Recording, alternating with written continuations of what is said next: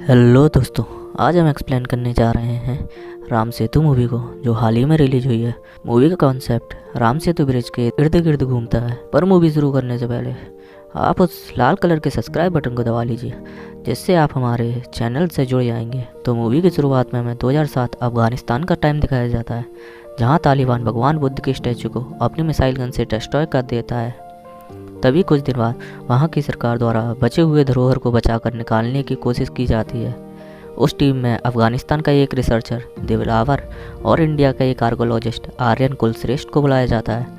वहाँ पर खुदाई करने के बाद आर्यन को वहाँ एक ट्रेजर बॉक्स मिलता है, जिसमें कई सालों पुराने सोने के सिक्के और बहुत सारे ज्वेलरी होती है। वो सारा ट्रेजर इंडिया के हिंदू राजा दलहन के टाइम का था। वो लोग उन्हें देख ही रहे होते हैं। तभी वहाँ तालिबान आकर हमला कर देता है और सब अपनी जान बचाकर भागने की कोशिश करते हैं।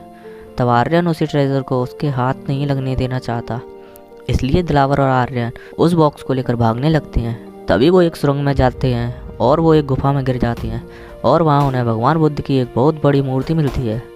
और उसके बाद उन्हें वहाँ के आर्कोलॉजिस्ट डिपार्टमेंट से बहुत तारीफ मिलती है और उस खोज का आधा हिस्सा गिफ्ट के तौर पर इंडिया को दिया जाता है, जिससे अफगानिस्तान और इंडिया की दोस्ती बनी रहे।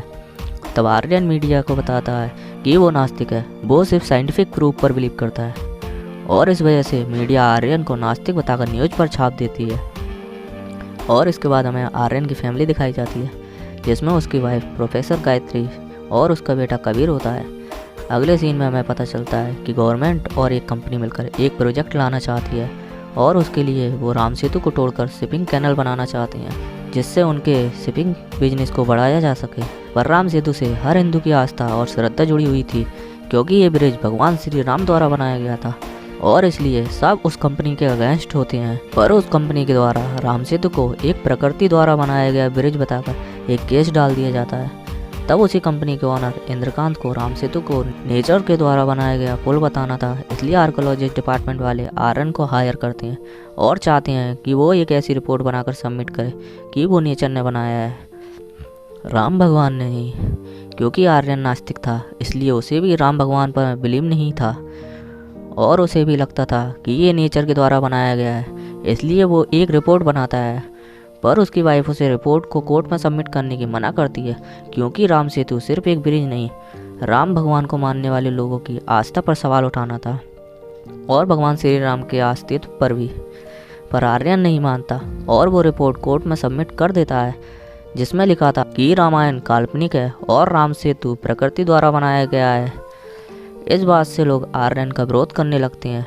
तब कोर्ट उन्हें कोई साइंटिफिक प्रूफ लाने की बात करती है, जिससे सब कुछ प्रूव हो सके। लोग आर्यन के रिपोर्ट से गुस्सा होकर उसका विरोध करने लगते हैं और आर्कियोलॉजिस्ट डिपार्टमेंट से भी उसे कुछ समय के लिए निकाल दिया जाता है।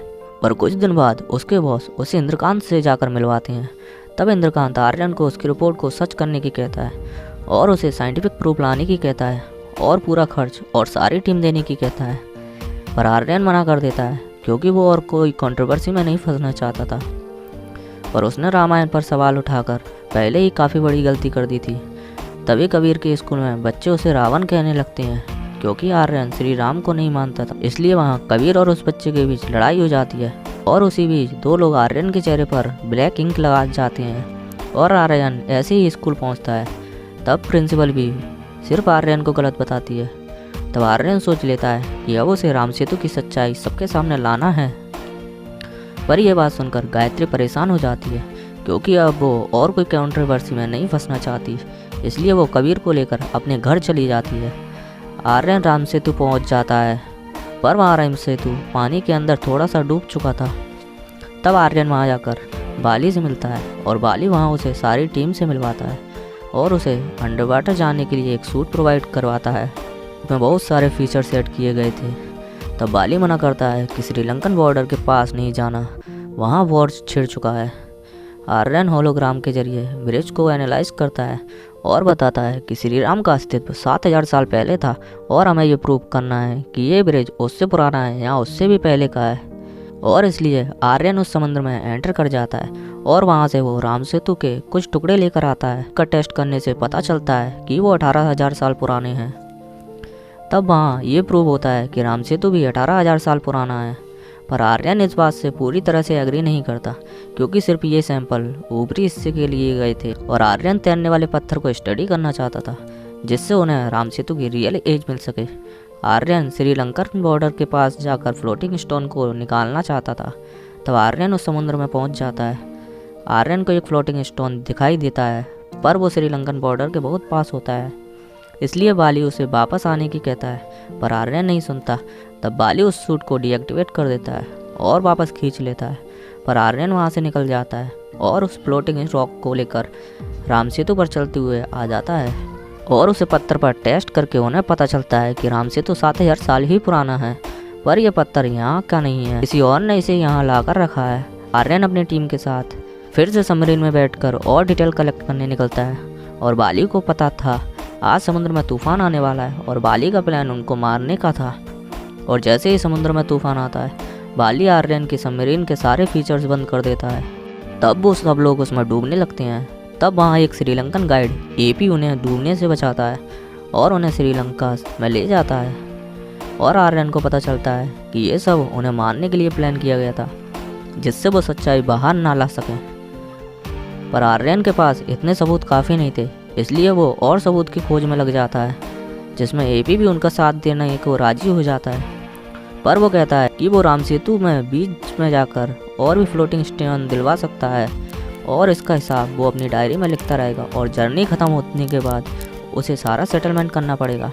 और नेक्स्ट डे जैसे ही वो समुद्र के बीच पहुंचते हैं, बाली उन्हें मारने की कोशिश करने लगता है, जिसकी वजह से वो जंगल की ओर भागने लगते हैं, पर बाली भी उनके पीछे लग जाता है।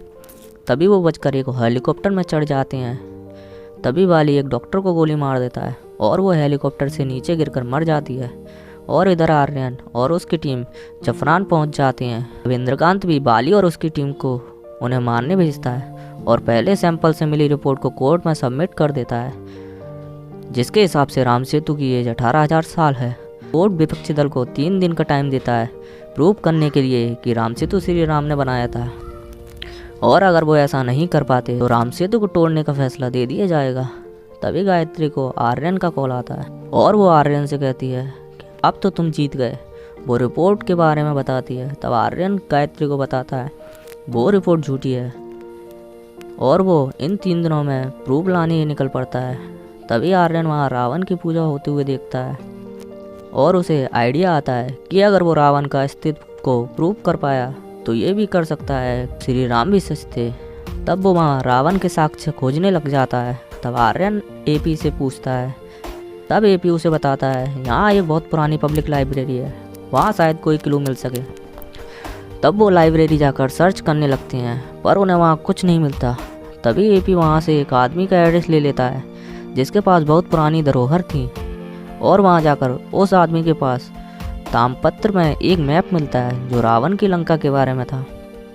आर्यन उस मैप को कैप्चर कर लेता है। तब एपी बताता है ये साइन तो अशोक वाटिका का है, और एपी उन्हें अशोक वाटिका लेकर पहुंच जाता है। तब आर्यन को मैप को डिकोड करते हुए समझ आता है कि उन्हें उस टनल तक जाने के लिए रावणा फॉल्स तक जाना होगा। दूसरी तरफ बाली आर्यन को ढूंढते हुए उस मैप वाले पर्सन तक पहुंच जाता है और उसे खाई में फेंक देता है, और आर्यन उधर उस टनल में पहुंच जाता है और उस गुफा को ढूंढ लेता है और वहां जाकर रावण की गुफा के द्वार तक पहुंच जाता है और उसके फ़ोटोज़ निकाल लेता है। और वहां पर एपी उन्हें भरोसा दिलाकर एक रास्ते पर जाने को कहता है और वहां उसे राम और रावण दोनों के साक्ष्य मिलेंगे यकीन दिलाता है। तब वहां पहुंचकर आर्यन एक प्लांट को देखता है जिसे रामायण में संजीवनी कहा गया है, और उन्हें प्रूव हो जाता है कि रावण की लंका ही है। वो उस प्लांट को अपने बैग में रख लेते हैं। तभी वहाँ बाली गायत्री को लेकर पहुँच जाता है और सबको अपने हेलीकॉप्टर में बैठा लेता है। दरअसल गायत्री ने उस मैप को डिकोड करके आर्यन तक पहुँचाया था। तब बाली उसे उसी फ्लोटिंग रॉक के बारे में पूछता है। आर्यन कहता है वो जंगल में ही कहीं छूट गया। तब आर्यन डॉक्टर सैंड्रा को गन पॉइंट पर ले लेता है और एपी उसे बचाने आता है।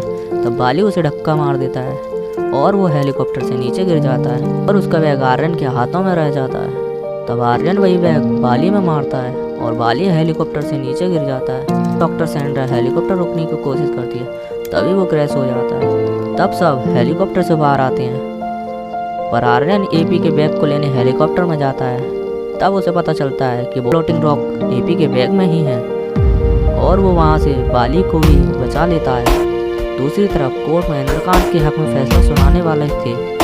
तब आर्यन वहाँ सारे प्रूफ के साथ पहुँच जाता है। तब वहाँ फ्लोटिंग रॉक को दिखाता है और पूरी रिपोर्ट देता है और रावण के भी मिले हुए साक्ष्य कोर्ट में रखता है। तब प्रूव होता है कि राम सेतु श्री राम द्वारा ही बनाया गया था और कहता है श्री राम के हजारों मंदिर बन सकते हैं पर राम सेतु सिर्फ एक है और अगर इसे तोड़ा गया तो लोगों के विश्वास और आस्था को ठेस पहुंचाना होगा।